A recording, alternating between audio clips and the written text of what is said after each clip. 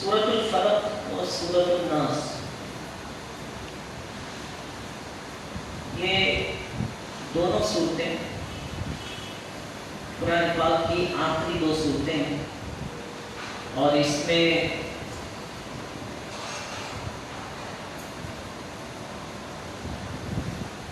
ان کو جڑواں صورتیں کہہ سکتے ہیں. دونوں کا مضمون، دونوں کا مفہوم ایک ہی بیان کیا گیا. ان کا ایک الگ سے ایک نام ہے جو آپ کو دیا گیا ہے، آپ بھی دیکھیے گا. وہ نام آپ مجھے اس میں سے دیکھ کے بتائیں تو پھر پتہ لگے. معوذات، اگر یہ دو ہوں تو ان کو کہتے ہیں معوذتین. معوذتین قرآن مجید، فرقان حمید کی یہ دو صورتیں وہ ہیں کہ جن کے ذریعے ہم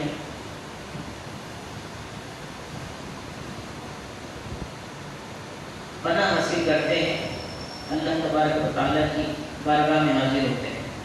اللہ تعالیٰ کی بارگاہ میں حاضر ہو کر رب تبارک و تعالیٰ سے دعا کرتے ہیں. اے محبوب صلی اللہ علیہ وسلم آپ فرما دیجیے، قرآن پاک میں آتا ہے، اے محبوب آپ فرما دیجیے اعوذ برب الناس، میں لوگوں کے رب کی پناہ میں آیا. ملک الناس، جو لوگوں کا بادشاہ ہے.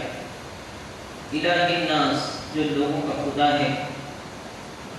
من شر الوسواس الخناس، اس کے شر سے جو دل میں برے خطرے ڈالے اور دبک کر رہے ہیں. اس کے لیے جو دلوں میں وسوسے ڈالے اور چھپا بیٹھا رہے. تو جناب بھائی آواز آ رہی ہے آپ کو؟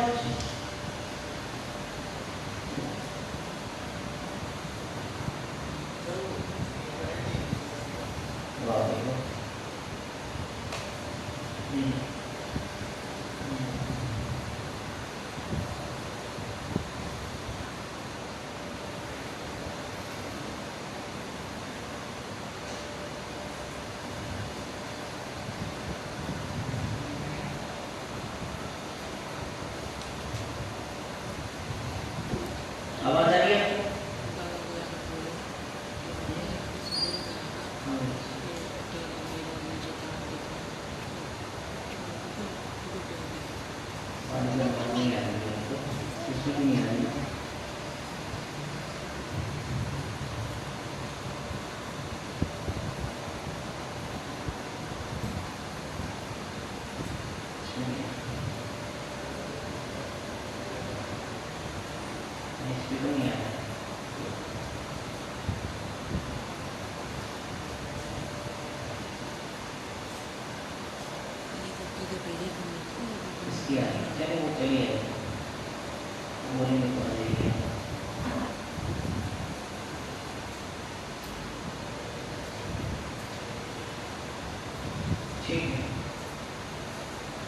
یہ دو صورتیں معوذات طے کہلاتی ہیں، بہت زیادہ کے معوذات.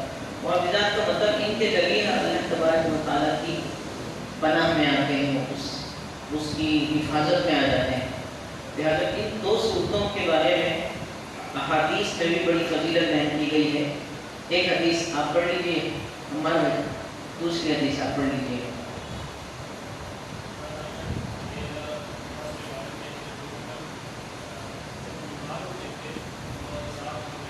معوذات،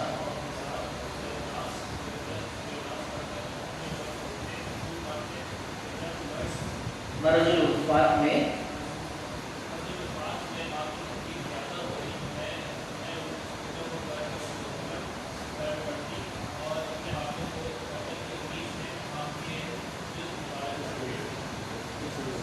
آپ کے جسد مبارک پر کھیتی. آپ کے دیکھیں اس حدیث مبارکہ سے کیا کیا باتیں معلوم ہوتی ہیں.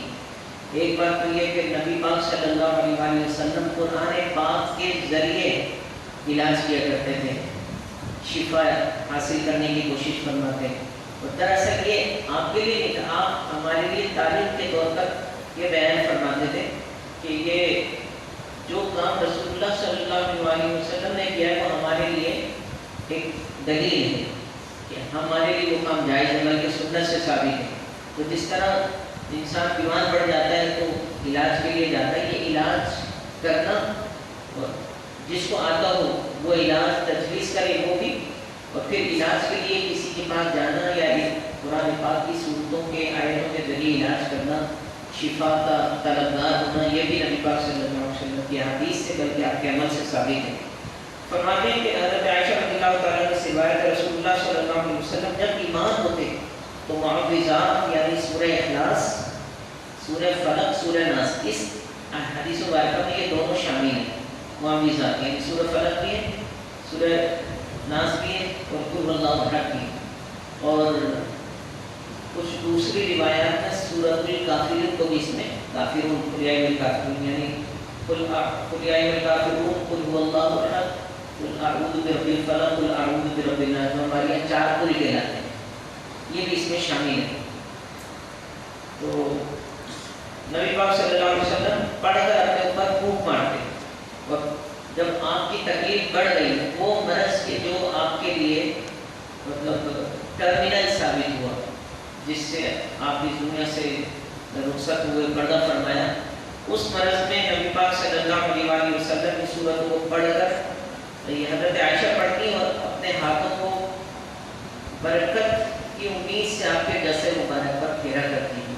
اگر کسی نبی پاک صلی اللہ علیہ وسلم ایک نبی ہے نا، نبی جو بھی اللہ تبارک و تعالیٰ کا نیک برگزیدہ بندہ ہے، رب تعالیٰ کی بارگاہ میں مبارک ہے، اس کا ایک مقام ہے، اس کے ہاتھ پھیر کر برکت کے لیے ہاتھ پھیرنا، یا وہ چیز جس کو اللہ تعالیٰ اللہ والوں سے نسبت حاصل ہو جائے، اس سے برکت کے لیے ہاتھ پھیرنا، اس سے برکت حاصل کرنا، یہ بھی احادیث سے ثابت ہے۔ یہ اس حدیث میں بھی ہے، پھر آپ کو وہ یاد ہوگا جس میں اللہ تبارک و تعالیٰ نے سورۃ البقرہ میں ارشاد فرمایا وَإِذِ ابْتَلَىٰ إِبْرَاهِيمَ رَبُّهُ بِكَلِمَاتٍ فَأَتَمَّهُنَّ، یاد کرو وہ وقت جب ابراہیم وَإِذِ ابْتَلَىٰ ماشاء اللہ تشریف ہے۔ السلام علیکم ورحمۃ اللہ وبرکاتہ۔ نعرہ تکبیر، نعرہ رسالت، یاد کرے وہ وقت جب حضرت ابراہیم علیہ السلام کو ان کے رب نے آزمایا بکلمات، چند کلمات کے ذریعے، حضرت ابراہیم علیہ السلام نے ان کو پورا فرما دیا۔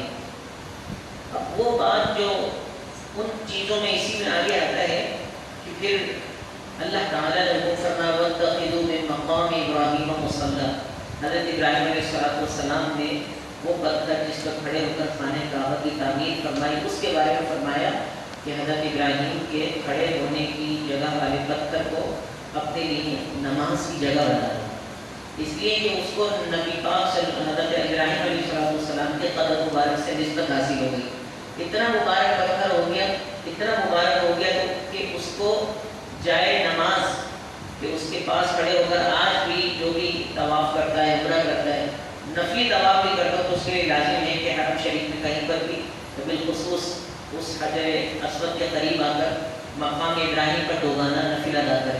تو اللہ تعالیٰ نے اس کے بندوں سے جو نسبت چیزیں رکھتی ہیں ان کی اتنی فضیلت بیان فرمائی۔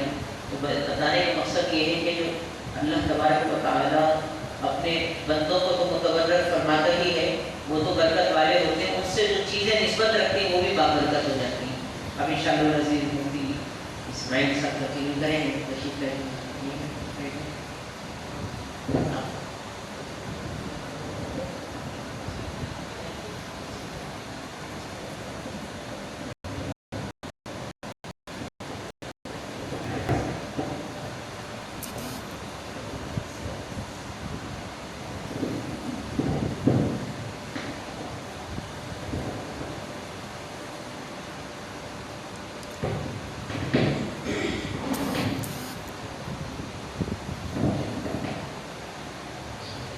السلام علیکم ورحمۃ اللہ۔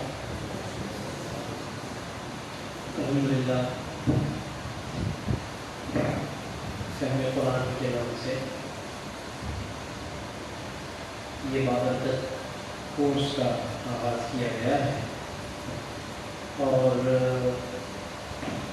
جیسا کہ آپ نے تمہید میں یہ بات اچھی طرح سمجھنی ہوگی کہ قرآن مجید میں اللہ رب العالمین نے جو ہمارے رشد و ہدایت کے لیے جو بھی آیتیں نازل فرمائی ہیں، تو ان میں بعض آیتیں وہ ہیں کہ جن میں اللہ نے ہم سب کے لیے بنیادی عقیدہ بیان فرمایا، جس کو ہم ایمان کہتے ہیں، اللہ کی وحدانیت، رسولوں کی رسالت، فرشتوں کا وجود، اللہ کی کتابوں کی حقانیت، اس طرح کی بہت سی آیتیں ہیں کہ جن کا تعلق بنیادی عقیدے سے ہے،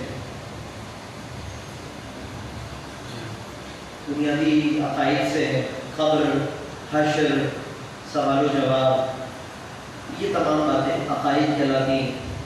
پھر اللہ کے ساتھ ہمارا معاملہ کیسا ہونا چاہیے، ادب کیسا ہونا چاہیے، رسولوں کی تعظیم کیسی ہونی چاہیے، اولیاء کرام کے بارے میں کیا ہمارا عقیدہ، یہ ایسی بہت سی باتیں قرآن نے ڈسکس کی ہیں۔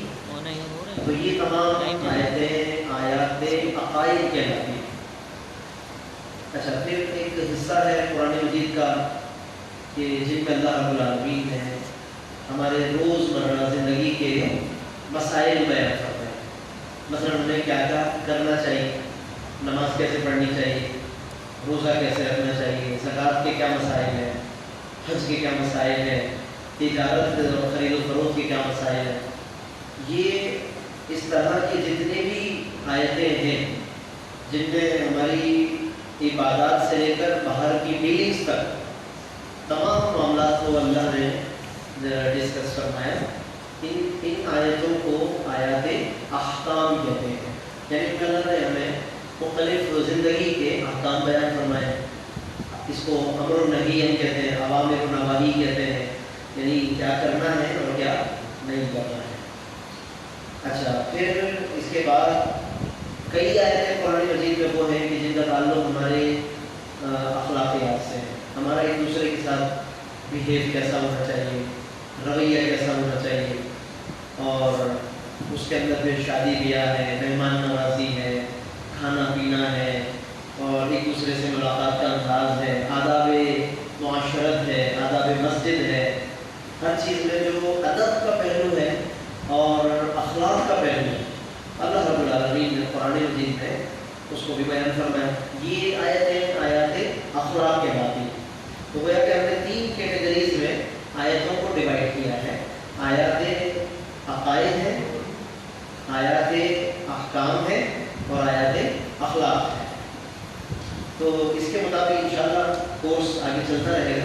یہ تو ایک بنیادی تھیم ہے، اور اسی کے مطابق انشاءاللہ کچھ چیزیں پرنٹ آؤٹ ہوتی رہیں گی، جس کے اندر وہ آیتیں عقائد والی الگ پرنٹ ہوں گی، احکام کی الگ ہوں گی، اخلاق کی الگ ہوں گی۔ تو یوں آپ کے پاس بھی ایک ریکارڈ انشاءاللہ مینٹین ہوتا رہے گا کہ آپ کے پاس ایک ذخیرہ ہوگا کہ آپ جب جب چاہیں مطالعہ کریں کہ ان آیتوں کو الگ پڑھنا چاہیں، اس طرح کی آیتوں کو، تو یہ بڑی آسانی رہے گی۔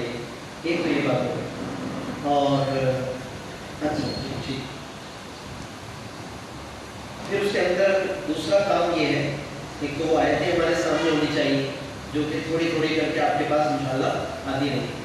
دوسری چیز یہ ہے کہ ان آیتوں کے اندر جو اللہ نے جو الفاظ بیان کی، ان لفظوں کی الگ الگ میننگ کیا ہے، جیسا کہ آپ کے سامنے بھی جو اس وقت پیجز ہیں فوٹوسٹیٹس ہیں، ان میں لفظوں کی الگ الگ سامنے آیتوں کا معنی لکھا ہوا ہے، لیکن ہم جس انداز سے پھر انشاءاللہ چلیں گے تو اس میں ایک ایک لفظ کا مطلب بھی ہمیں پتہ ہونا چاہیے، تاکہ فہم قرآن کا مطلب ہے کہ ہم تھوڑا تھوڑا سمجھ کر اس کو پڑھیں۔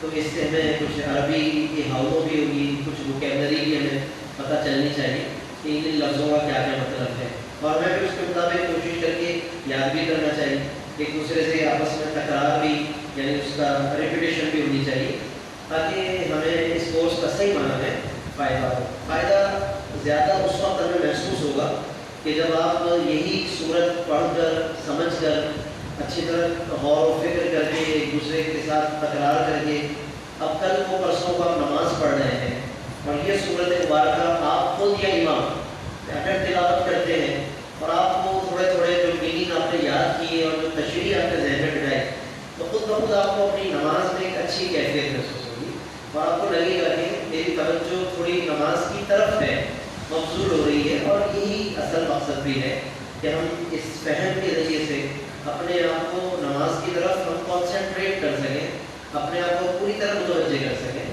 کیونکہ ظاہر ہم ادھر ادھر بکھرتے رہتے ہیں، سوچ ادھر ادھر چلی جاتی ہے. تو یہ سارا سمجھانے کا ایک مقصد یہ بھی ہے کہ ہم توجہ الی اللہ، اللہ کا قرب حاصل کر سکیں اور توجہ الی اللہ پیدا کر سکیں. تو آج کیونکہ ابھی جو کورس کا آغاز ہے تو حصول برکت کے لیے شروع میں حضرت نے سورہ فاتحہ آپ کے سامنے بیان کی تھی، اور آج ہم نے کچھ ابھی ابتدائی طور پر، یعنی ابھی ہم اس ترتیب پر نہیں آ رہے جو ابھی آپ کو بتائی، آیات عقائد، آیات اخلاق اور آیات احکام، اس ترتیب پر ہم آ جائیں گے. ابھی آج ایک نماز کو کمپلیٹ کرنے کے لیے کہ ہم کم از کم 2 رکعت اپنی اگر ہم فی الوقت پوری کریں تو سورہ فاتحہ ہو گئی، اور پھر آج کی یہ 2 صورتیں جو اکثر ہم پڑھتے ہیں سنتے ہیں، قل اعوذ برب الفلق اور قل اعوذ برب الناس. ان دونوں صورتوں کی بڑی ظاہر ہے کہ شہرت بھی ہے اور ہم سب کی بہت ضرورت بھی ہے، ہدایت کے لیے بھی اور اصلاح کے لیے بھی، گھر کی اپنی اور روحانی اعتبار سے. آج کل بہت سے لوگ روحانی اعتبار سے بھی پریشان رہتے ہیں، حالانکہ اللہ کے نبی صلی اللہ علیہ وسلم نے اور قرآن نے بہت بنیادی وظیفہ ہمیں دیا ہوا ہے. اگر ہم روزانہ ان صورتوں کو ویسے بھی پڑھنے کی عادت رکھیں 3 مرتبہ یا 11 مرتبہ صبح اور رات، تو ہمارے بہت سے پرابلمس جو نفسیاتی ہوتے ہیں، ذہنی ہوتے ہیں، ڈپریشن ہوتا ہے یا کوئی اثرات ہوتے ہیں، نظر لگ جاتی ہے، کوئی پیٹ پیچھے ہمارے بارے میں حسد کر رہا ہے، کوئی برا سوچ رہا ہے، تو ایچ اینڈ ایوری تھنگ یہاں سے لے کر وہاں تک یہ 2 صورتیں ایسی کئی چیزوں کو کنٹرول کر رہی ہوتی ہیں کہ ہمیں خود بھی پھر اندازہ نہیں ہوتا. بہت سی چیزیں ویسے ہی پیچھے ہو جاتی ہیں اور اللہ رب العالمین ہمیں ایک ریلیکسیشن دیتا ہے، ایک آرام عطا فرماتا ہے. تو ایک تو یہ بھی آج خاص طور پر ان صورتوں کو منتخب کرنے کا ایک مقصد ہے کہ ایک تو 2 رکعت ہماری کمپلیٹ ہو جائے آج کی اس نشست کے ذریعے سے، اور دوسری طرف ہم اس کو ایک وظیفے کے طور پر آج لے کر جائیں اور اس کو خود بھی پڑھیں، بچوں کو بھی پڑھایا کریں. گھر میں جو بچے پڑھ سکتے ہیں، ہماری خواتین ہیں، بچے ہیں، تو انہیں بھی کم سے کم 3 مرتبہ ورنہ 11 مرتبہ بہت بیسٹ ہے انشاءاللہ. صبح بھی پڑھ لیا کریں گھر سے نکلنے سے پہلے، رات میں سونے سے قبل اس کا معمول بنا لیں، بہت انشاءاللہ فائدہ مند ہوگا، جسمانی طور پر بھی، روحانی طور پر بھی، ذہنی، فکری اور گھریلو طور پر بھی انشاءاللہ ہم ایک سکون کی کیفیت آہستہ آہستہ آہستہ محسوس کریں گے. دونوں سنتے ہیں، یعنی پہلے فلق پڑھے پھر ناس پڑھے تو 1 کاؤنٹ ہوگی، پھر اسی طرح فلق اور ناس پڑھے تو 2، پھر 3، اس طرح سے 11 یا 3 مرتبہ تک پڑھنے اس کو. اچھا، خواتین کا چونکہ ذکر آیا تو ایک مسئلہ شرعی بتا دوں کہ اگر خواتین پڑھیں اور ان کا ناپاکی کا معاملہ ہو تو اس وقت وہ قل نہیں پڑھیں گی. جو لفظ قل ہے شروع میں، وہ لفظ قل کے بغیر پڑھیں گی اس کو، تو ان کے لیے بھی پڑھنا جائز ہے، بغیر قل کے بھی پڑھیں گی. ٹھیک ہے، تو یہ. اور دوسرا دعا کی نیت کریں گے وہ، یہ خواتین کے لیے ناپاکی کے دنوں میں وہ اس کو پڑھیں تو بغیر لفظ قل کے اور دعا کی نیت سے، تلاوت کی نیت سے نہیں. انہیں منع ہے ظاہر تلاوت کرنا، تو یہ ایک ان کے لیے سہولت ہے اور شریعت میں ایک آپشن ہے ان کے لیے، وہ اس طرح کر سکتی ہے. اور باقی نارمل ڈیز میں باقی کے دنوں میں وہ قل کے ساتھ ہی پڑھیں گی جیسے مردوں کے لیے ہے، پھر اسی طرح پڑھیں گے اس کو. اچھا جی، باقی یہ کہ ان دونوں صورتوں کو ملا کر ایک نام ان کا رکھا گیا ہے معوذتان، جو آپ کی اس پیج پہ نیچے جا کر معوذات کا لفظ ہے، تو معوذتان الف نون جب لگتا ہے تو اس کے لیے 2 کے لیے آتا ہے. جیسے مثلا کتاب، ایک کتاب ہو تو اس کو عربی میں کہتے ہیں کتابن، 2 ہو تو کہتے ہیں کتابان، الف نون بڑھا دیا. یہ بہت سمپل رول ہے عربی کا کہ آپ کو جب کسی چیز کے لیے آپ کو 2 کے فگر میں آپ نے اس کو بتانا ہے، تو انگلش میں تو ظاہر ہے کہ بس پلورل اور سنگولر ڈائریکٹ ہوتا ہے، یعنی واحد اور جمع. لیکن عربی کے اندر ایک واحد، پھر اس کو تثنیہ کہتے ہیں، 2 کو تثنیہ پھر جمع. اس کا بنانے کا بہت آسان سا اصول ہے. تو اس کے ذریعے سے وہ لفظ ڈبل میں چلا جائے گا، دو کا مطلب دے گا. جیسے کتاب سے کتابان، اسی طریقے سے مسلمون سے مسلمانی، دو مسلمان. واؤ لگائیں گے تو مسلمون، آل مسلم، سارے بہت سے مسلمان. اور الف نون لگائیں گے تو دو مسلمان، مسلمان. ٹھیک ہے. تو یہ تھوڑے چھوٹے سمپل رول بھی آپ کے سامنے آتے رہیں گے تاکہ ہمیں اس حوالے سے بھی سمجھ میں آتا رہے. رجل جیسے ایک مرد، رجل، رجلانی دو مرد. ٹھیک ہے. رجلانی. قلمان دو قلم، کتابانی دو کتابیں، قمیصانی دو قمیصیں، ولدانی دو لڑکے، طالبانی دو طالب. یہ طالبان بولے وہ اردو کی فارسی کی ترکیب ہے، اصل میں کوئی ترکیب الگ ہے، وہ فارسی ہے. وہ الف نون ایک فارسی میں آتا ہے، وہ جمع کا معنی دیتا ہے. جیسے مسلمانان ہندوستان، مسلمانان پاکستان، وہ الف نون الگ ہے. عربی کے اندر اور ہمارے عربی گرامر کے اندر جو الف نون لگتا ہے وہ دو کے معنی میں آئے گا. تسنیہ کہتے ہیں اس کو، یعنی دو. ٹھیک ہے. مسجدان دو مسجد ہیں. ٹھیک ہے. مدرستان دو مدرسے. معوذتان دو صورتیں کہ جن میں اللہ نے پناہ کا ذکر فرمایا، تو اس لیے ان کو نام رکھا گیا ہے معوذتان. باقی کچھ فضیلت بھی ماشاءاللہ اس میں پرنٹ ہے آپ کے سامنے، یہ وہ آپ پڑھ لیجیے گا. لیکن ابتدائی بنیادی باتیں آپ کے سامنے آ رہی ہیں. اچھا، اب چلتے ہیں پہلی سورت کی طرف جو کہ پرنٹ میں نیچے ہے لیکن ہے پہلے میں. سورۃ الفلق. فلق کہتے ہیں صبح کو، جو صبح کا وقت ہوتا ہے اس کو فلق کہتے ہیں. تو اس میں چونکہ صبح کا ذکر ہے اس لیے سورت کا نام سورۃ الفلق ہے. تو آواز ہے بسم اللہ الرحمن الرحیم. قل اعوذ برب الفلق. سامنے ترجمہ پوری آیت کا اکٹھا ہے لیکن ہم ایک ایک لفظ کا بھی الگ الگ بتا دیتے ہیں تاکہ مزید ہمیں سمجھنے میں آسانی ہو. اور آپ لوگ بھی، ہم سب یعنی اسی طرح کوشش کریں کہ جب یہاں سے جائیں تو کم سے کم ایک دفعہ بیٹھ کر الگ الگ لفظ کا ترجمہ کرنے کی عادت بنا لیں. جاتے ہی ایک ایک لفظ کا، تاکہ وہ ذہن نشین ہو جائے کہ ہاں خالی جگہ بھی ماشاء اللہ بالکل وہاں پر ہی اپنی کاپی میں جہاں بھی آپ نوٹ کرنا چاہیں تو نوٹ کر سکتے ہیں، خود اس کے نیچے بھی کر سکتے ہیں.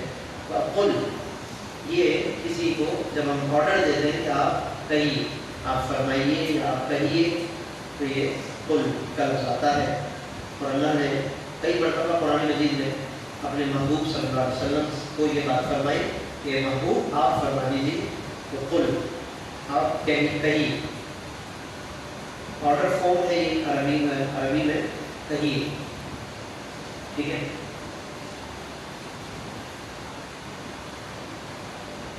اور جب کسی کو ہم نے کہنا ہو نا کہ آپ مت کہیے، ٹھیک ہے، یعنی منع کرنا، تو پھر اس کے اوپر لا لگائیں گے. لا تقل، تعبیر رکھ دیں گے، لا تقل مت کہیے. ٹھیک ہے. قل کہیے، لا تقل مت کہیے. تو اس سے آپ کے علم میں ایک اور لفظ آ گیا جو اگر کہیں اور آ جائے تو آپ کو ترجمے میں تھوڑا سمجھنے میں آسانی ہوگی. قل کہیے، لا تقل مت کہیے. جیسے ماں باپ کے لیے فرمایا انہیں اف تک نہ کہیے. قرآن میں لا تقل لہما اف، ماں باپ کو اف تک نہ کہیے. اب دیکھیں وہاں لا تقل ہے یعنی اف نہ کہیے، اور یہاں پر نہ قل کہیے. تو یہ ایک کہنے کا حکم ہے، ایک نہ کہنے کا حکم ہے. تو یہ اسی طرح سے عربی میں امر و نہیں اسی کو، امر مطلب حکم دینا، نہیں مطلب یہ کہ نہ کہنا، منع کرنا ہے. ٹھیک ہے. کھائیے مت کھائیے. تو اسی طرح سے عربی ہر ایک کی بنتی چلی جائے گی. وہ پھر آگے بتا دیں کہ آپ کو کچھ چند الفاظ امر و نہیں کے، تاکہ کچھ آپس میں ایک دوسرے کو عربی میں کہتے رہیں گے تو کچھ نہ کچھ آپ کو بھی اچھا لگے گا انشاءاللہ. اعوذ، میں پناہ مانگتا ہوں. ٹھیک ہے. پناہ لیتا ہوں یا پناہ مانگتا ہوں. یہ واحد متکلم کہلاتا ہے. یعنی ایک شخص جب اپنے آپ کو خود، جو بولنے والا جو شخص ہے وہ خود اگر اپنے بارے میں بات کر رہا ہوں اکیلا ایک، تو الف کے ساتھ حمزہ کے ساتھ اس لفظ کو جب ہم بیان کرتے ہیں تو یہ اس اپنے ذات کے لیے آتا ہے اعوذ. اگر اس الف کو ہٹا کے نون لگا لیں تو کیا پڑھیں گے؟ الف ہٹا کے نون لگا دیں آئین سے پہلے نعوذ. نعوذ اس کا مطلب ہوگا ہم پناہ مانگتے ہیں، ہم سب. ٹھیک ہے. آئی اور بی کا فرق ہے. ٹھیک ہے نا. आई में, वी हम, आउज़ मैं बनाना था, नाउज़ हम बनाना था। ठीक हो, ये फर्क हो गया। ये थोड़ा थोड़ा साथ आप समझते जाए, ताकि जब जब कुरान में अगर उस तरह का कोई लफ्ज़ आ जाए तो वो भी फायदा होगा। फर्स्ट पर्सन और सबके लिए, अच्छा दो के लिए, ठीक है, आई हो गई फर्स्ट पर्सन हो गई, ठीक जी।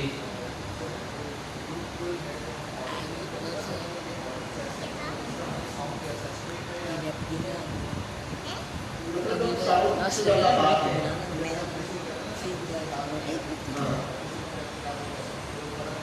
हाँ, तो ये देखा जाएगा, ये इस बात पे डिपेंड करता है कि सामने कौन है, अल्लाह बात किससे कर रहा है। अगर सामने नबी करीम सल्लल्लाहु अलैहि वसल्लम है तो वहाँ पर हमें एक अंदाज़ा करना होगा कि ये क्या एक अंदाज़ होगा अल्लाह का। सामने कोई और है तो ज़ाहिर है कि उसके हिसाब से होगा। तो इसको कोई एक रूल नहीं है, ये डिपेंड करता है कि सामने बात किससे हो रही है, ये इसके हिसाब से हम खुद ही अंदाज़ा रखते हैं। ठीक है जी। आउज़ु का मतलब है कि मैं पनाह में आता हूँ या मैं पनाह तलब करता हूँ। किसकी पनाह तलब करता हूँ? बिरब्बिल फलक, सुबह के रब की, यानी जो सुबह का पैदा करने वाला है। रब पालने वाले को भी कहते हैं और पैदा करने के मामले में भी इसको यहाँ लिया गया है। और फलक का मतलब है कि सुबह, तो जो सुबह का खालिक है, सुबह का परवरदिगार है, मैं उसकी पनाह में आता हूँ। और यही इसका मतलब है कि अब सुबह से ही बंदा अपने पूरे दिन का हुआ कि वो इजहार कर रहा है कि ये सब का सब अल्लाह के हवाले कर रहा हूँ। जब उसका सुबह का आगाज़ ही उस परवरदिगार ने किया तो मैंने गोया कि अपने आप को उसी के हवाले कर दिया।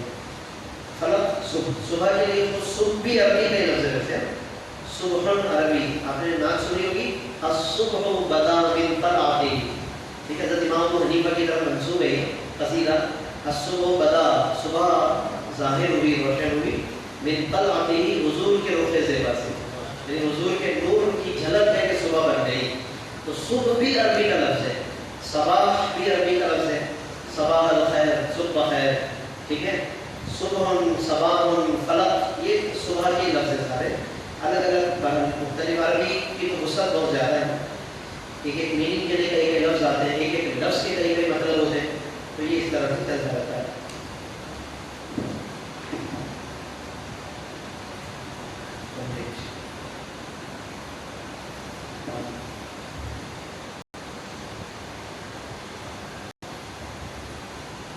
अच्छा, उसके बाद है कि किस चीज़ से पनाह, ये तो हो गया कि हम अल्लाह की पनाह में आते हैं, मगर किन चीज़ों से बचने के लिए, तो अगली आयत में, अगली जितनी आयतें हैं उनमें फिर उन चीज़ों का जिक्र है कि जिन चीज़ों से हम बचना चाहते हैं और अल्लाह की पनाह में आना चाहते हैं।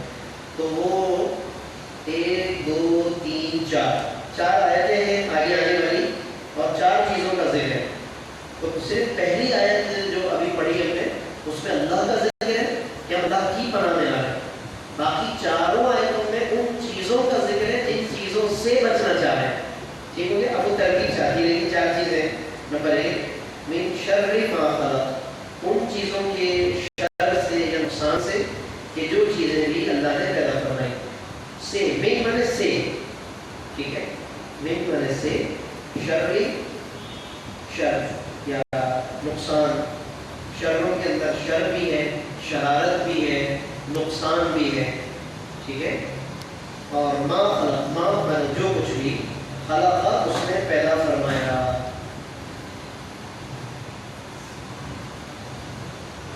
तो इसका अगर उलट तर्जुमा करें, मा खलका से चलेंगे तो समझने में आसानी होगी। मा खलका, जो कुछ उसने पैदा किया, उसके शर से हम तेरी पनाह में आते हैं, या सुबह के परवरदिगार की पनाह में आते हैं। यानी जो कुछ अल्लाह ने पैदा किया तो उनमें यकीनन बहुत सी चीज़ें होती हैं जो नुकसान देने वाली होती हैं। अल्लाह की पैदा करना चीज़ें तो हर तरह की, अल्लाह ने जानवर भी सारे पैदा फरमा दिए, मगर हर जानवर एक जैसा नहीं, कितने मूज़ी जानवर हैं, तकलीफ देने वाले जानवर हैं। पानी अल्लाह ने पैदा किया, मगर उस पानी के अंदर अक़साम देखते हैं, बहुत से पानी इंसान को डिगो देने वाले हैं। तो इसी तरह से पत्थर है, छोटा पत्थर होगा भी इतना नुकसान देगा, अगर वही पत्थर लैंड स्लाइडिंग के तौर पर बड़ी चट्टान आगे गिरेगी नुकसान होगा। तो इसलिए फरमा दिया कि मा खलका, जो कुछ अल्लाह ने पैदा किया उसके جو تکلیف دہ پہلو ہے اس کے اندر جہاں شر کا اور نقصان کا پہلو ہے، اے اللہ ہم تیری پناہ میں آتے ہیں. اور ایک بڑا اچھا ایک چھوٹا سا جملہ بھی ہے، صحیح مسلم کی حدیث ہے کہ آپ صلی اللہ علیہ وسلم نے اس کی فضیلت بھی بتائی کہ یہ بطور دعا کے پڑھا کرے. تو اس سے آدمی صبح پڑھ لے گا تو شام تک، اور شام کو پڑھ لے گا تو اس رات تک وہ محفوظ رہے گا تکلیف دینے والی چیزوں سے.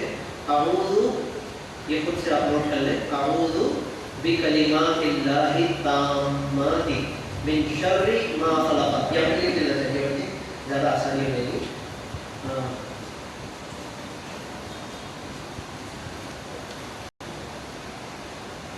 اعوذ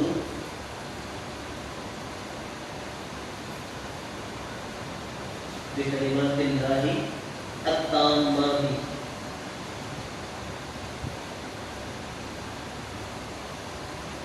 من شر ما خلق.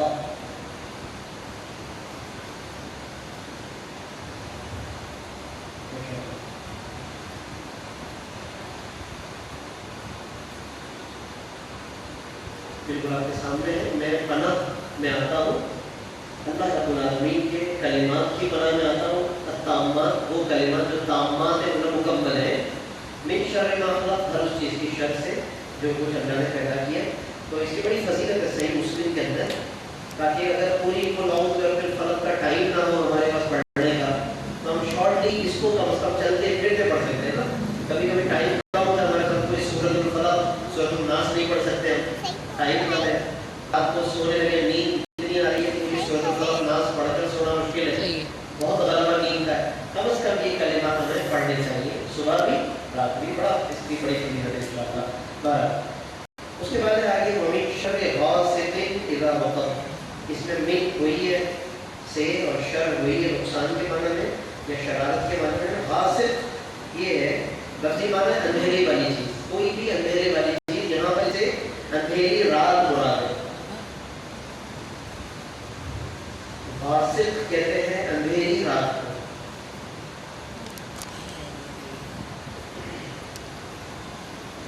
تو اندھیری رات کے شر سے اندھیری پناہ میں آتے ہیں، کیونکہ اندھیری رات کا شر واضح ہے کہ لوگ اس میں جس طرح حملہ کرتے ہیں، چوری کرتے ہیں، چھینا جھپٹی کرتے ہیں.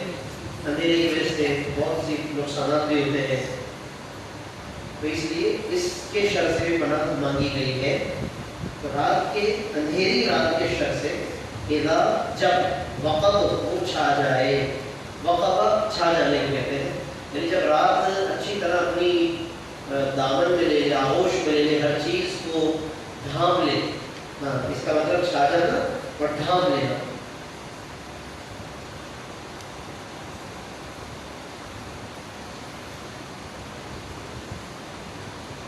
تو اندھیری رات کے شر سے اذا وقبا، کہ جب وہ ڈھانپ لے یا جب وہ اچھی طرح چھا جائے، تو اس کے شر سے ہم تیری پناہ میں آتے ہیں. پھر اس کے بعد ہے ایک اور چیز سے پناہ مانگی گئی ہے، وَمِن شَرِّ النَّفَّاثَاتِ فِي الْعُقَدِ. وَمِن شَرِّ تو وہی ہے، ریپیٹ ہوا جو اوپر گزرا. نفاثات یہ پھونکنے والیاں، جو جادو منتر کرنے والیاں ہوتی ہیں، پھر وہ پھونکتی ہیں. کچھ منتر پڑھ کے، جادو پڑھ کے پھر وہ پھونک مارتی ہیں. تو یہ نفاثات کیا ہے؟ یہ جمع ہے، اس کا واحد نفاثتم ہے، یعنی ایک عورت کے لیے آئے گا نفاثتم، ٹھیک ہے، اور جمع کے لیے آئے گا نفاثاتم. یہ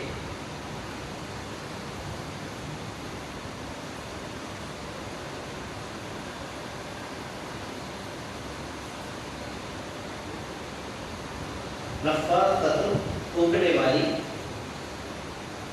اور جمع اس کی نفاثات ہے.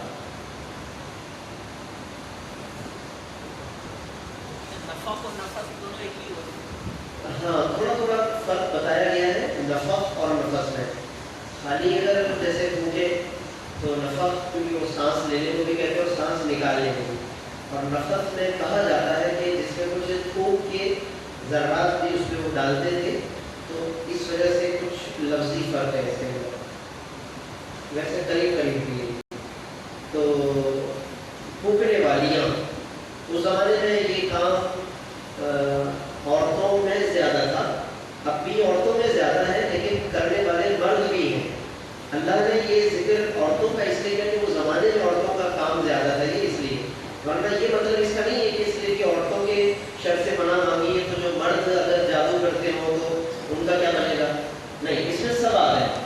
یہ تو ایک خاص وجہ ہوتی ہے کہ جس زمانے میں جس چیز کا رواج ہوتا ہے اس کی طرف بھی اشارہ اللہ رب العالمین فرما دیتا ہے. لیکن ہمیں اس کی ہسٹری بھی اس طرح اشارتاً قرآن سے پتہ چلتی ہے. یہ بھی قرآن کا اعجاز ہے.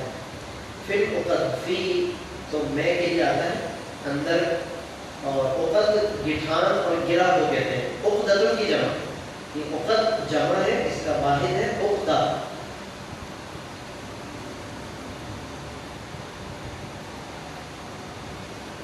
عقدۃ گرہ یا گٹھان.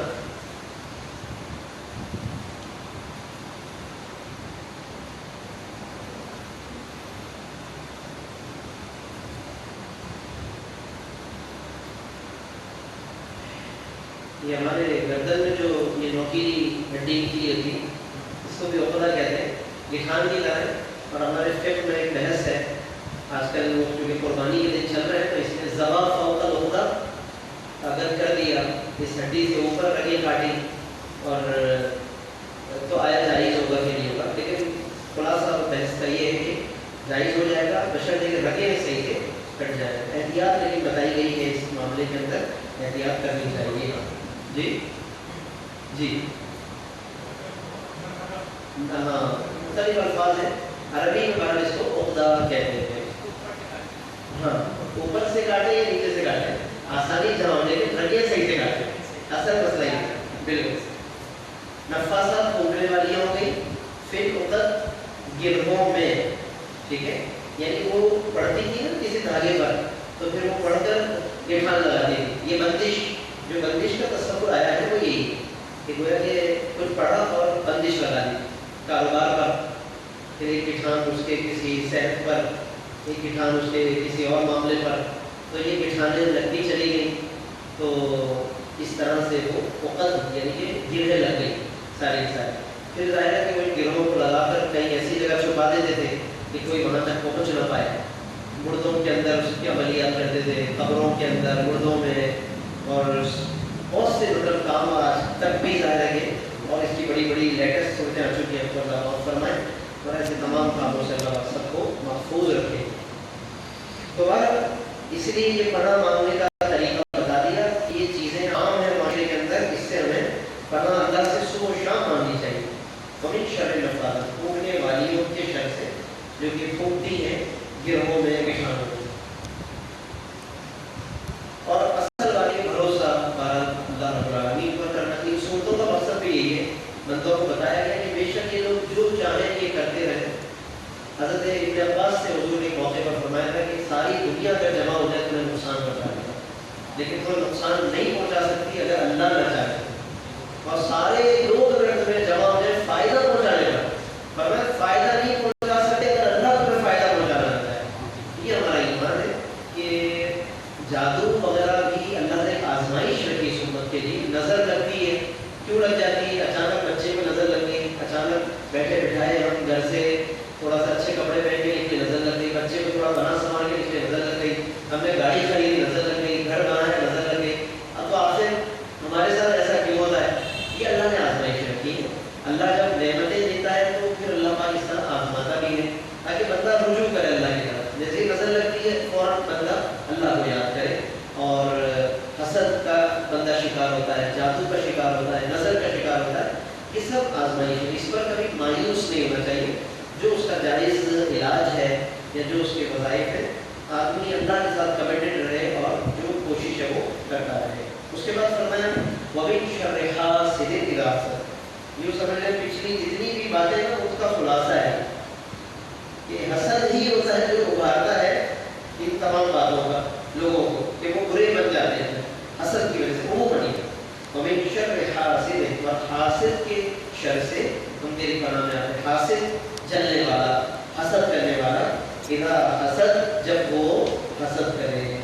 تو جب بھی وہ حسد کرے تو مولا اس کے شر سے ہم تیری پناہ میں آتے ہیں. اب یہ ایسی چیز ہے کہ اتنی خفیہ ہوتی ہے، مخفی ہوتی ہے، بلکہ تقریباً اوپر والی چیزیں مخفی ہے ساری. مثلاً نفاذات، کوئی پھونکنے والا پھونک رہا ہے، گرے لگا رہا ہے، ہمیں نہیں پتا کون کیا کر رہا ہے. غاصب، اندھیری رات ہے، کون اچانک راستے میں روک لے اور چھینا جھپٹی کر لے، ہمیں نہیں پتا، وہ بھی چھپا ہوا ہے. ماں خدا کا جو کچھ اللہ نے پیدا کیا اس کے شر سے ہمیں نہیں پتا ہوتا کہاں اچانک کسی چیز سے ٹکرا جائے، لگ جائے. ہر چیز کا خفیہ معاملہ ہے. اس میں سے ایک حسد بھی ہے. حسد کہتے ہیں دل کی جلن.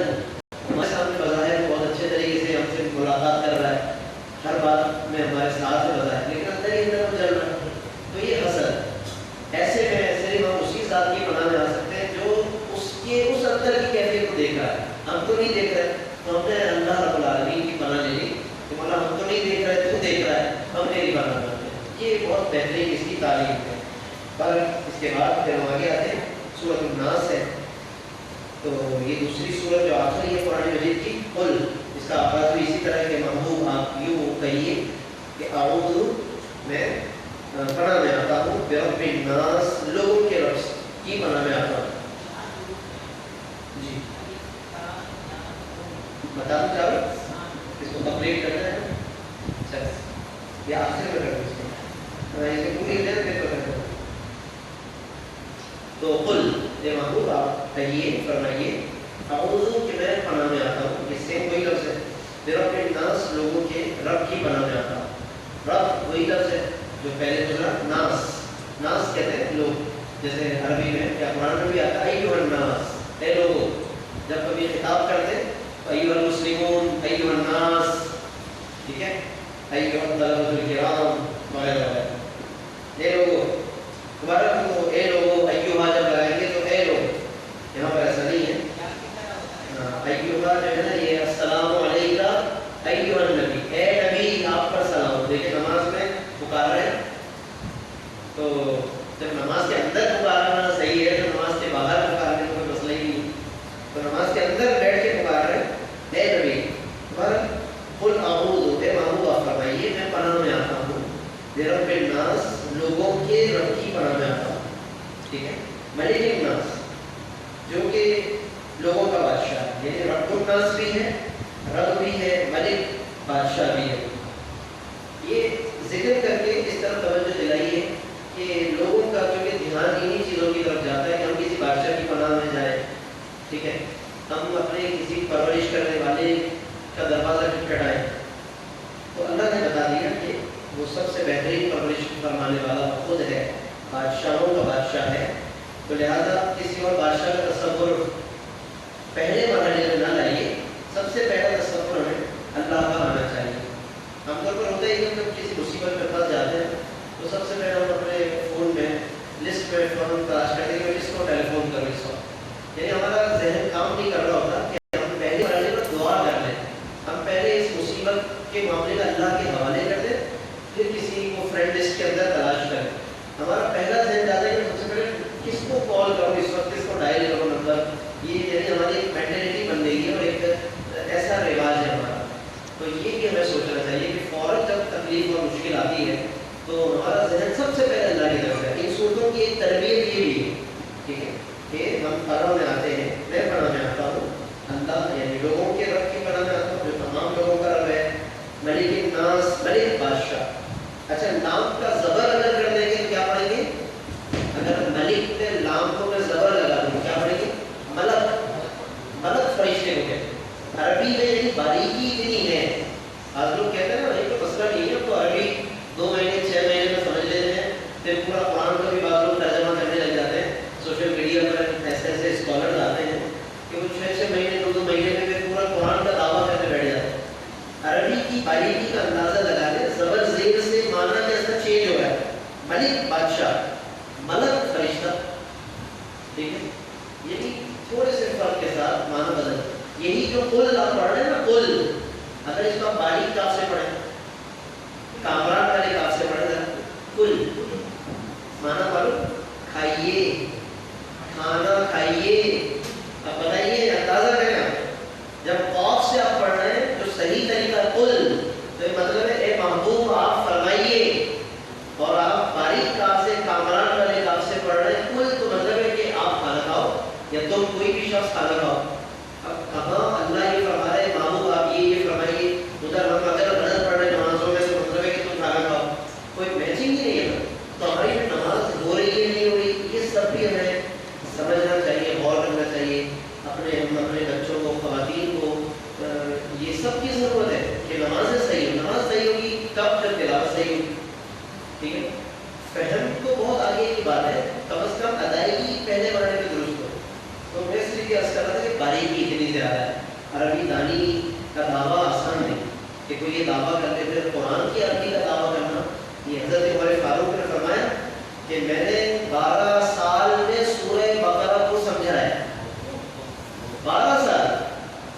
بتائیے 6 مہینے 2 مہینے کا کورس کر کے سوشل میڈیا پر آتے ہیں جی ہم اسکالر ہیں, پورا قرآن آپ کو سمجھا سکتے ہیں. حتیٰ کہ یہاں تک وہ قائل کرتے کہ آپ گھر میں کوئی ترجمہ قرآن رکھ لیں اور آپ خود ہی بس ٹرانسلیٹ کریں, خود ہی سمجھیں, جو آپ کو سمجھ میں آئے آپ عمل بھی کرنے لگ جائیں. حضرت عمر فاروق خود عربی ہے, خاندان عربی ہے, عربی جو نسل ہے, ماں باپ عربی, خاندان عربی, خود عربی, عرب میں پیدا ہوئے. ان کو کیا پرابلم تھی قرآن سمجھنے میں؟ کس بات کے 12 سال لگ گئے؟ کیا چیز تھی جو 12 سال لگے؟ اس کا مطلب ہے کہ ان کو بنیادی عربی میں مسئلہ نہیں تھا, ان کو سب ترجمہ پتا تھا. اس کا کیا مفہوم بنے گا, اللہ کے کلام کا کیا کیا مفہوم ہو سکتا ہے, کیا باریکیاں ہیں اور کیا شان و عظمت ہے کہ میں یہ والا مفہوم واپس کروں تو آیا درست ہوگا یا نہیں ہوگا. یہ باریکی اس کے اندر زندگی جاتی ہے کوئی وہاں کی. ہم دیکھتے ہیں ہمارے مفسرین محدثین پوری زندگی ان کی لگ گئی, مگر وہ یہی دعویٰ کرتے تھے کہ ہم کبھی کچھ بھی نہیں سمجھ پائے اس کو. تو یہ فاروق اعظم ہے جن کے ذریعے کی بات آپ سمجھ سکتے ہیں. بہرحال ملک بادشاہ, ملک فرشتہ, ٹھیک ہے, یہ باریکی عربی کی. پھر اس کے بعد الہ الناس. پہلے تو تھا ملک الناس, لوگوں کے بادشاہ کی پناہ میں آتا ہوں. الہ الناس, اور لوگوں کے معبود کی پناہ میں آتا ہوں. الہ معبود, جس کی عبادت کی جائے اس کو الہ کہتے ہیں, اور ناس وہی لوگوں کے معبود کی پناہ میں آتا ہوں, جو یعنی تمام لوگوں کا معبود ہے. اس سے مراد یہ نہیں کہ جو بھی لوگوں کا جو معبود ہے, نہیں, مراد وہی ہے جو تمام لوگوں کا معبود ہے, پھر وہ ایک ہی ہے, وہ اللہ ہے. بن شر, اب کس کے شر سے, جیسا کہ ابھی سورۃ الفلق میں بھی مختلف چیزوں کے شر سے پناہ مانگی گئی. اس کے اندر کچھ الگ چیزیں ہیں, مجموعی طور پر ایک ہی چیز ہے اس میں, اور وہ ہے وسوسہ. یعنی آپ اندازہ کریں کہ کہاں سورۃ الفلق میں کئی چیزیں ہیں اور تنہا سورۃ الناس میں صرف ایک ہی چیز اللہ نے ذکر کی ہے الگ سے.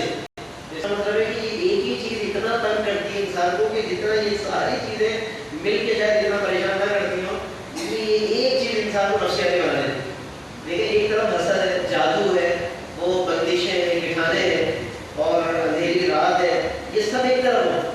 اور ایک طرف اگر کوئی آدمی وسوسے کا مریض ہو جائے نا, اس کی تو جیتے جی بغیر جادو کے زندگی برباد ہو جاتی ہے. اتنے نفسیاتی لوگ معاشرے میں ہیں. ہمارے پاس لوگ آتے ہیں, امام صاحب کے پاس بھی آتے ہوں گے, تو اس وقت اندازہ ہوتا ہے کہ بیچارے بہت سے لوگ کتنے پریشانی میں ہیں اگر ایک دفعہ ان کو وسوسے کی بیماری لگ جائے. بالکل میرے پاس تو کبھی بندہ آیا کہ میں 4 گھنٹے تک نہاتا ہوں, مجھے تسلی نہیں ہوتی کہ گھر والے کہتے ہیں پانی ختم ہو گیا, آپ خدا کے واسطے ایسا نہ کرو, ظلم نہ کرو. وہ کہتا ہے میں کیا کروں, مجھے بھی اندازہ میں غلط کر رہا ہوں, لیکن میرا دل مانتا ہی نہیں. مسجد کے وضو خانے پر کافی دیر تک وضو کریں گے, نماز چلی رہے گی, انہیں تسلی نہیں ہوتی. اسی طرح اور بہت سی ان کے نفسیاتی معاملات ہیں, پاکی ناپاکی, کپڑے میرے پتہ نہیں پاک ہیں کہ نہیں, اسی طرح میرے منہ سے یہ لفظ نکل گیا پتہ نہیں مسلمان رہا ہی نہیں, شاید میرے اس طرف سے بیوی کو میں طلاق تو نہیں ہو گئی. یہ وسوسے ہیں وضو سے لے کر طلاق تک اور ایمان و کفر تک. پوری زندگی ان کی متاثر ہو جاتی ہے. انہیں کسی پھر جادو وادو کی ضرورت ہی نہیں, وہ ایسے بیچارے بیٹھے بیٹھائے سب کچھ کھو دیتے ہیں.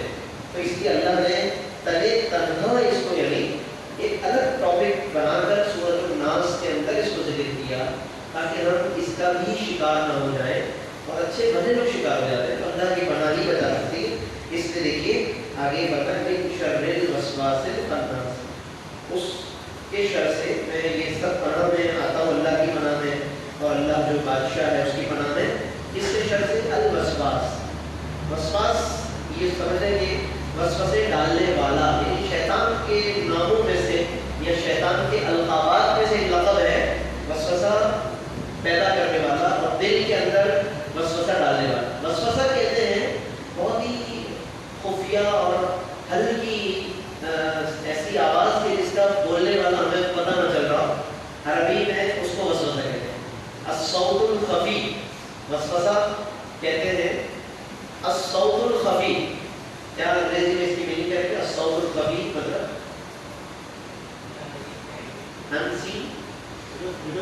ہڈن ساؤنڈ، یعنی ساؤنڈ بھی ہے مگر اس کا کوئی بولنے والا اور ہمیں ایک دم ہم پلٹ کے کبھی دیکھتے ہیں نا کہ کہاں سے آواز آئی. وسوسہ دراصل ایسی کہتے ہیں کہ شیطان سب کچھ کر رہا ہوتا ہے اور ظاہر ہے کہ ہمیں نظر نہیں آ رہا ہوتا.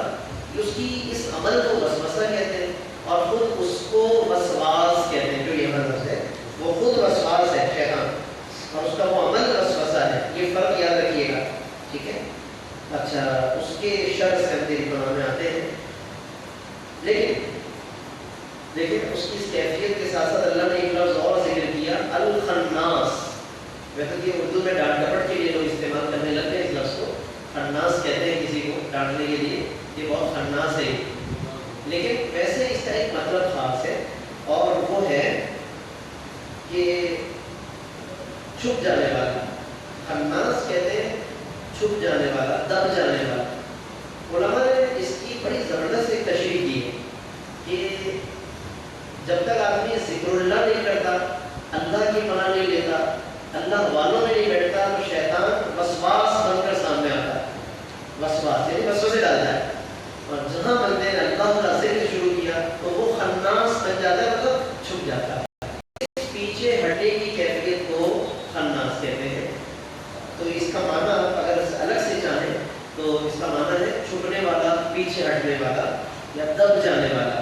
اس کا واحد حل اللہ کا ذکر ہے، ہماری نمازیں ہیں، اللہ والوں کی صحبت ہے، ان کی برکت سے شیطان پیچھے ہٹتا ہے.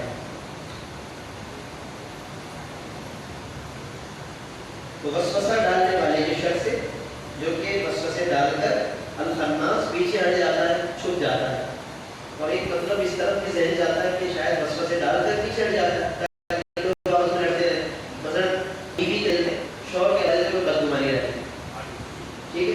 اچھا، آپس میں وہ دو لگے رہے، ادھر یہ سب کچھ کر رہا کہ شیطان جو ہے وہ پہلی فلائٹ سے نکل گیا، کہیں اور روانہ ہو گیا، اس نے ادھر چنگاری لگائی اور وہ چلا. تو یہ بدگمانیاں پیدا کرتا ہے.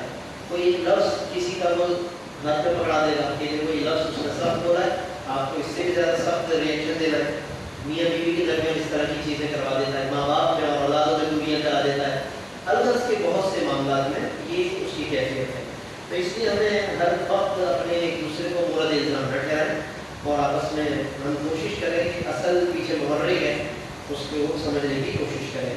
الذی یوسوس، الذی یہ وہ ہے جو، الذی مانے جو، یوسوس وسوسہ پیدا کرتا ہے، وسوسہ اندازی کرتا ہے فی صدور الناس، لوگوں کے سینوں میں، لوگوں کے دلوں میں.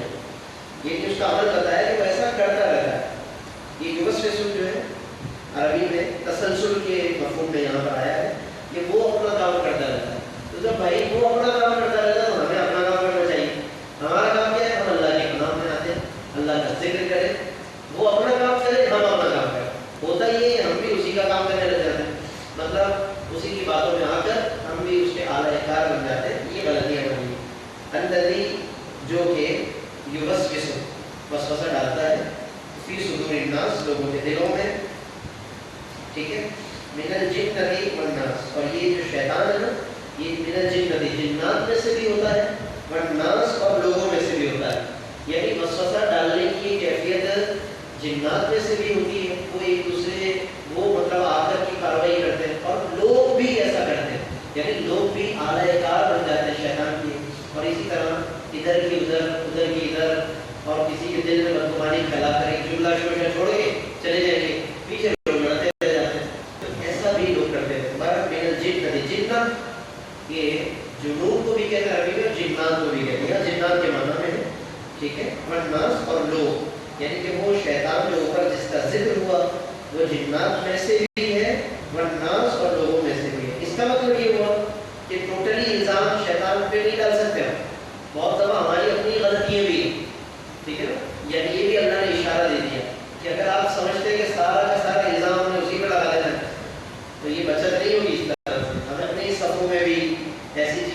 اٹھنی چاہیے اور اپنی بھی اصلاح کرنی چاہیے.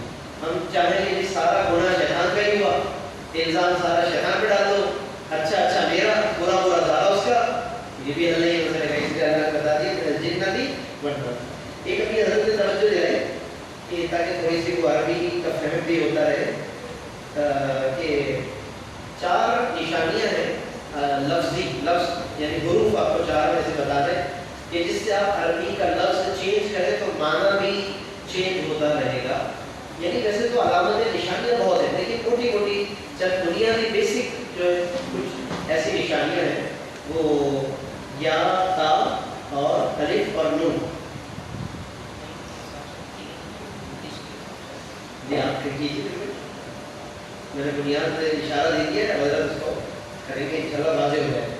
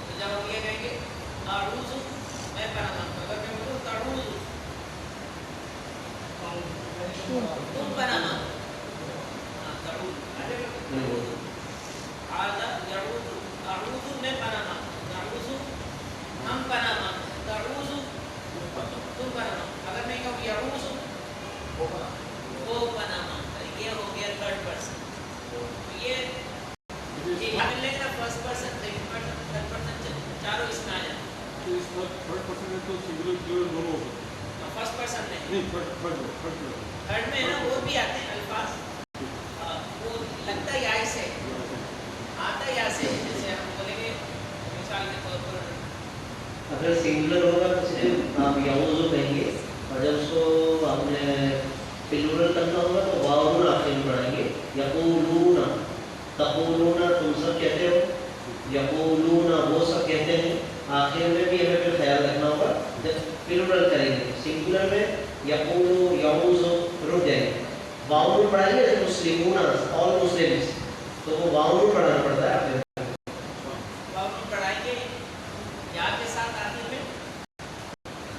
آپ یہ صرف 1% کے حساب سے بتا رہے تھے تاکہ وہ ایک جہت کی نشانی پتہ چل جائے. اس پر اور بھی مثال دیں ان کو. یقول، تقول، اقول، نقول کہنا. یہ کہنے کے لیے بڑا مشہور لفظ ہے نا. ابھی قل ابھی آیا، قل آپ کہیے، تو یہ بڑا مشہور لفظ ہے عربی کا. اس کو بھی آپ اپلائی کر سکتے ہیں. یقول وہ کہتا ہے، تقول تم کہتے ہو، اقول میں کہتا ہوں، نقول ہم کہتے ہیں.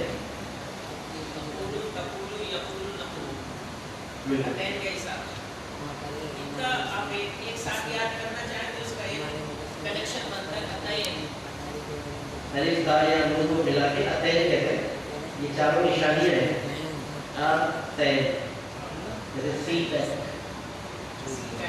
الگ ہے. وہاں چائنا پاکستان اکنامیکل کوریڈور جی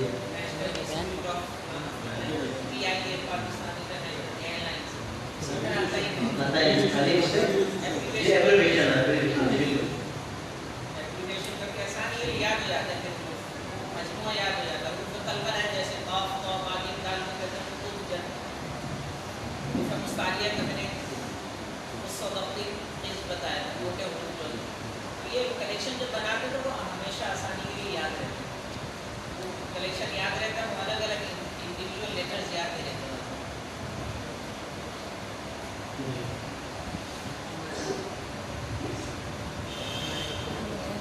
بس آج آخری بات یہ ہے کہ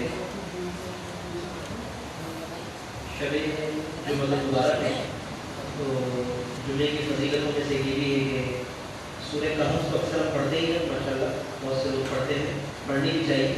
ایک خاص طور پہ جو رات کی جو خاص بات ہے، رات چل رہی ہے جب تک رات ہے، تو سورۃ الدخان 25 پارے میں ایک سورت ہے، 25 پارے سورۃ الدخان، زیادہ طویل نہیں، مختصر سورت ہے. تو یہ شب جمعہ میں پڑھنے کی ہے، مغرب سے لے کر فجر تک رات ہی رات ہے. تو سورۃ الدخان جمعرات کو مغرب سے شب جمعہ شروع ہو جاتے ہیں. تو آج ابھی رات ہے، گھر جا کر آپ چاہیں تو پڑھ لیں. فجر سے پہلے تک فرمایا حدیث شریف میں کہ جس نے جمعے کی رات میں سورۃ الدخان کی تلاوت کی تو اس کے پچھلے گناہوں کو اللہ پاک معاف فرما دے گا. تو بڑی فضیلت ہے، اس کی کوشش کیجیے. ایک اس کی فضیلت بہت ہے، اور ایک درود شریف کی کثرت جمعے میں، شب جمعہ اور جمعہ پورا کل مغرب تک جمعہ ہی جمعہ ہے، تو جتنا ہو سکے ورد زبان رکھیں جمعے کو. اور اس میں اللہ نے قبولیت دعا کا لمحہ بھی پوشیدہ فرما دیا.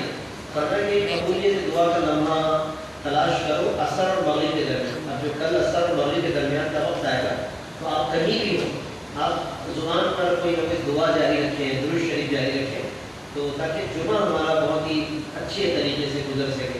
اور جو کچھ آج یہ پڑھا ہے اس کو بھی ریپیٹ کریں، لفظ لفظ کر کے ترجمہ بنانے کی کوشش کریں، لفظوں کی میننگ کو خاص طور پہ یاد کرنے کی کوشش کریں تاکہ اس سے فائدہ ہوگا. پھر 2 رکعت خاص طور پہ ایسی ادا کریں رات میں نفل کے طور پہ، یہ اچھی طرح غور کر کے کہ ان 2 رکعتوں میں پھر فلق اور ناس کی طرف توجہ ہے.